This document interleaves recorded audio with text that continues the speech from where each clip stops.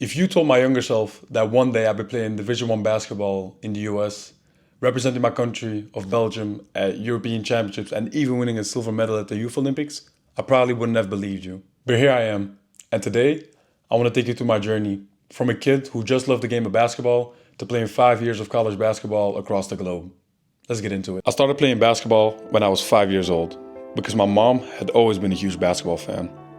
I started playing for a club nearby where I grew up, called Bavy Vilvoorde. This club has always been known for developing good youth players, but honestly at first, I just played the game for fun, and I fell in love with it. I built friendships with my teammates and had a blast at practice, weekly games, and local tournaments. At a young age, I was always taller and bigger than a lot of the kids, and this made me have really good performances on the court. The more I played, the more I realized I wanted to take this stuff seriously, and that's when things really changed. The big turning point was when I was 12 years old and got selected for the Topsportschool, which is an academy to develop basketball players in Belgium. This means that starting in middle school and all throughout high school, I had to go to boarding school and dedicate a lot more time to basketball, practicing 2, sometimes even 3 times a day, being on a consistent weightlifting schedule and doing conditioning training. This was all a whole new experience for me. It wasn't easy, being away from home at such a young age, the long hours of intense training, and balancing schoolwork, to level up my game and to help me develop as a person. I also believe that it's exactly this experience that helped me prepare for the intense D1 schedule later on. We also played in international tournaments for clubs in Latvia and Estonia. This was my first experience playing basketball abroad, playing against some of the top youth from Europe. It was a really good experience, and it really helped me for what was next in my career. All the hard work from 12 to 16 years old led me to something I had never imagined. Playing for Belgium's under 16 and eventually even under 18 and under 20 national teams. The Basketball Academy also used the national team selections as a benchmark of evaluation to see if they were going to let you continue to attend the academy the following years. Competing in the European Championships was surreal, traveling to all these different places like Portugal, Estonia, Poland, and so on and so forth. Playing against the best countries in Europe and wearing my country's jersey, it was an experience I'll never forget. I was even selected to play for my country's 3x3 national team, a new sport on the rise that was very fast-paced and intense. And I was able to capture a gold medal at the European Championships in 2017. The following year was my senior year of high school, and I got the chance of a lifetime to represent my country at the biggest stage possible, the Youth Olympic Games in Buenos Aires, Argentina. This was a unique experience, traveling to South America for the first time in my life, living in an Olympic village, and meeting athletes from all other sports from all over the globe. Competition-wise, we also did really well. We won our first game on the game winner. Hoffman strong in the lane, ball game. And made it all the way to the finals against the host country, Argentina. The atmosphere during that finals matchup was surreal, unlike anything I had ever experienced before. More than 3,000 people gathered around the half court on which 3x3s played, chanting Argentinian soccer songs and supporting their compatriots. We ended up coming just short of our goal, a gold medal, and I was heartbroken.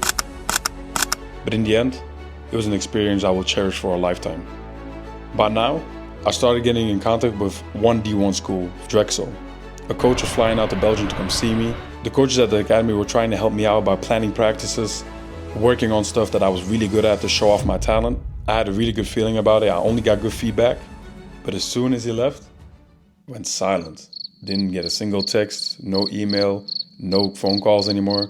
So I knew this wasn't an option. By now, my senior year was nearing the end, and I still didn't have any D1 offers. Not being from the US made the whole recruitment process a lot more difficult. I started getting desperate, and I started emailing every D1's coach whose email I could find online. Sadly, with no result. I didn't know what to do, and I was trying to get help from anywhere and anyone I could. I ended up getting in contact with multiple people who, quote unquote, knew college coaches and would help me by sending out my highlights. But in the end, a lot of that was just talk, and nothing ended up ever materializing. All of this changed when I got put in contact with coaches from 2 different schools, Bryant University and Detroit Mercy University. The recruitment process was exciting, but also very stressful, as by now, I was getting closer and closer to graduation, and I told everyone back home my dream and goal was to go D1 next year, without having any offers. I ended up going on 2 visits, the first one to Bryant University in Rhode Island. It was a really nice visit. This was also my first time being back in the US since 2012 when I visited New York City with my mom, so I was over the moon excited. They showed me all around campus, let me play pickup with some of the guys who were on campus, and took me to a nice steakhouse. This period of the year was also national team period. so I barely had any time to schedule any visits. I even had to fly directly from Rhode Island to Toulouse in the south of France for a preparation training camp with the national team. And even though I really enjoyed the visit, I didn't want to make a rush decision and wanted to explore other options. This led me to my second visit, Detroit Mercy University in Detroit, Michigan. They flew me and my mom out in first class. We had access to airport lounges, a lie-flat seat on board, and really good food on the plane. It was unlike anything I had experienced ever before, and they really showed out on the visit. Everything felt so welcoming. They took me all around campus, showed me the facilities, which were very impressive to me coming from Belgium, where we don't really invest into basketball. They asked me what my favorite food was, and then the next day took me and my mom to the best sushi restaurant in Detroit. Everything just felt so welcoming, and I knew Detroit Mercy was the place for me. So I committed on my visit, and the rest is history.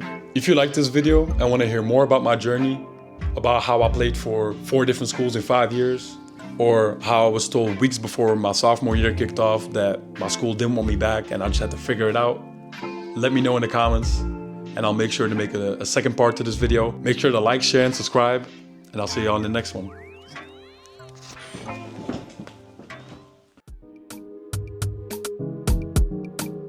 They off of the main basket. You get back and get a stab.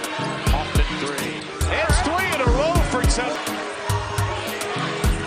Miller's got Hoffman behind him. Behind the back, and Hoffman deserves to get that. In terms of switching certain actions, right? They've been really good and consistent with what action they're going to switch, and I do like that shot. Hoffman puts the settle out for Hoffman. That's good for 3. What a way. Up 6 with 90 seconds to go in the half.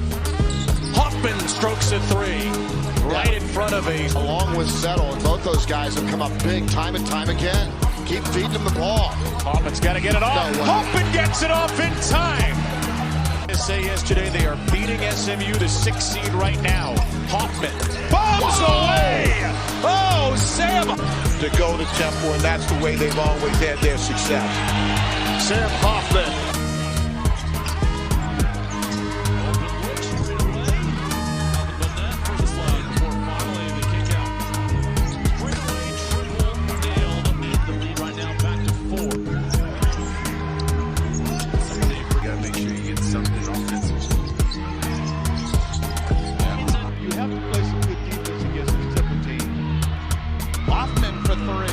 With a lot more confidence.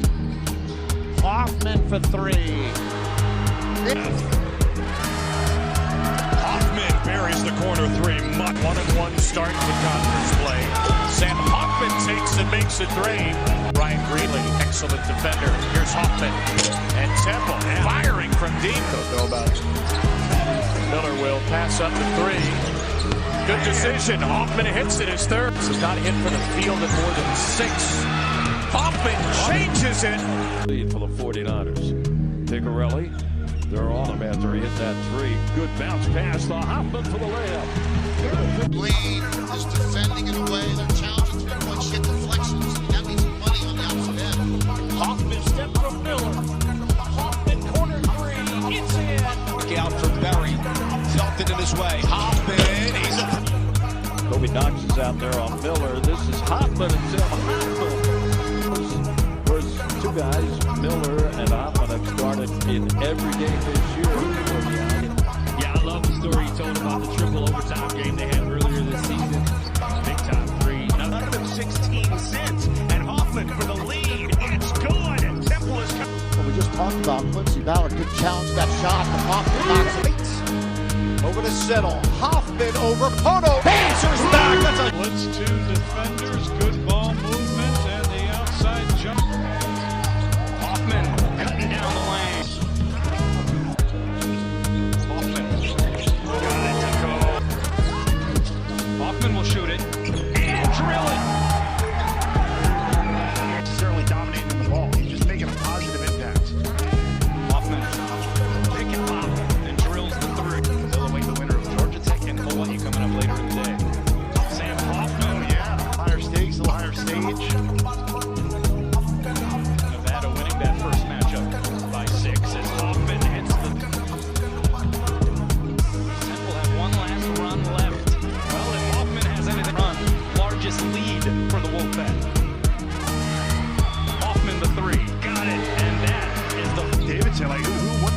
relocate to Blackshear. You relocate, he's going to find you. Hoffman. 11-point BCU lead, their largest of the afternoon. Here's Hoffman stepping out for three and ringing it up. Temple needed that. Third for three, and White gets an offensive rebound. Smart play by White, not forcing it to the basket. And Hoffman finally again. get a three. His Yeah, it wasn't close. Just hit the right side of the rim. Hoffman for three, and he's made three from behind. It's going to be an easy layup. Easy layup. But instead, Hoffman will get a good look for three and knocks it down. He's hot. Yeah. That's understandable. Here's Hoffman again for three. Ring it up. Wow. Cross. Hoffman, wide open look for three, and it's good. Miller gets it back. Sands three ball. Sam Hoffman gets it back, challenges, and finds Hoffman open in the left corner. 4-3. Hoffman's open and fires.